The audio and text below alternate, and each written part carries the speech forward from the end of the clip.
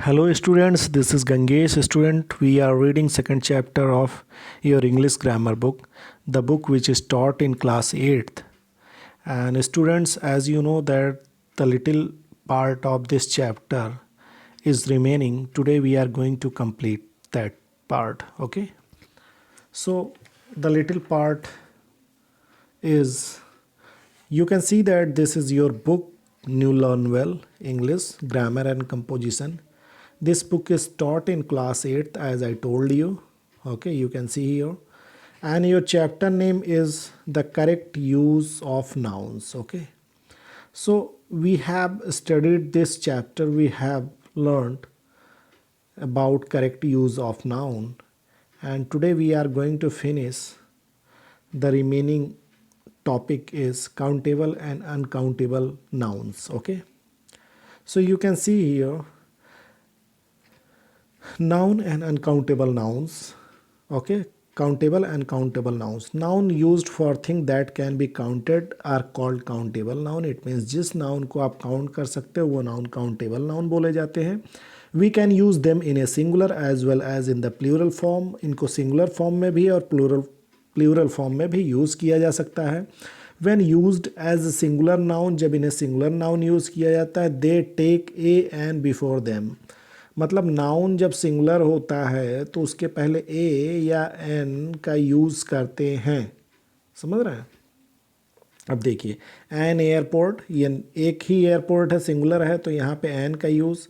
A mother, तो यहाँ पे देखिए किस तरीके से यूज़ हो रहा है, mothers are kind to the children. तो नीचे आपका देखिए नाउन, क्योंकि प्लूरल नंबर में है तो यहाँ ए एन का यूज़ नहीं होगा, सिंगुलर नंबर में है तो यहाँ ए एन का यूज़ हो रहा है. ठीक है.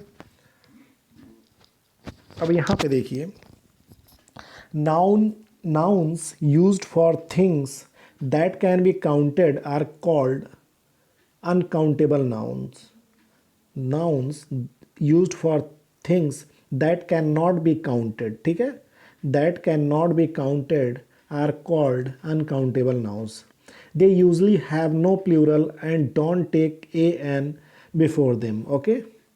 ये क्या होता है कि कुछ ऐसे नाउन्स होते हैं, अनकाउंटेबल नाउन्स होते हैं. ठीक है. और इनमें क्या होता है कि ए एन का यूज़ नहीं करते अपने पहले. ठीक. अब यहाँ पे आइए, tobacco, paper, glass, milk, cloth, would etcetera. ठीक है. तो यहाँ पे ये जो होते हैं, टोबैको जैसे अनकाउंटेबल नाउन है. ठीक है. They usually have no plural, इसके प्लूरल्स नहीं है, ये एज इट इज़ यूज़ होते हैं. ठीक है. और ये कभी भी अपने पहले ए एन का यूज़ नहीं करते. ठीक है. इसके पहले ए एन हम लोग नहीं यूज़ करते. Some nouns can be countable in one sense and uncountable in the others. ठीक है. कुछ नाउन्स ऐसे होते हैं जो कभी कभी सेंस में काउंटेबल भी लिए जाते हैं और दूसरे सेंस में इसे uncountable. She bought a box of chocolates. Box of chocolates मतलब एक ऐसा बॉक्स जो चॉकलेट्स का बॉक्स है. ठीक है. अब उसमें जितने चॉकलेट्स काउंट किया जाता है. ठीक है.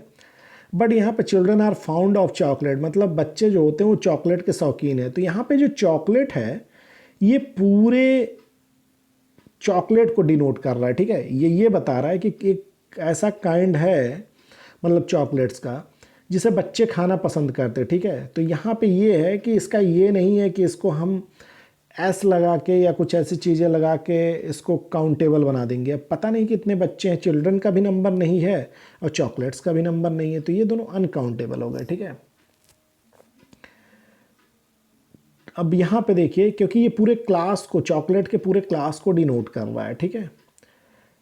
He drank 3 glass of juice. अब होता क्या है कि उन्होंने 3 ग्लास, देखिए यहाँ पे ग्लास, ये जब पूरे ग्लास को डिनोट करेगा, एक आप समझ लीजिए पूरे ग्लास का मतलब ये है कि एक आपके अंदर एक मेंटालिटी होती है ना किसी ग्लास को लेकर, कि आप किसी ग्लास को देख रहे हैं ना, शीशे की कोई चीज़ें हैं, अब आपने उससे सब्सटेंस है तो उसने आपने बोल दिया कि ये ग्लास है. ठीक है. अब वो अनकाउंटेबल ही होता है. ठीक है. जैसे मिल्क है तो मिल्क कैसे काउंट कर लेंगे, लिक्विड फॉर्म में है, काउंट तो नहीं कर पाएंगे.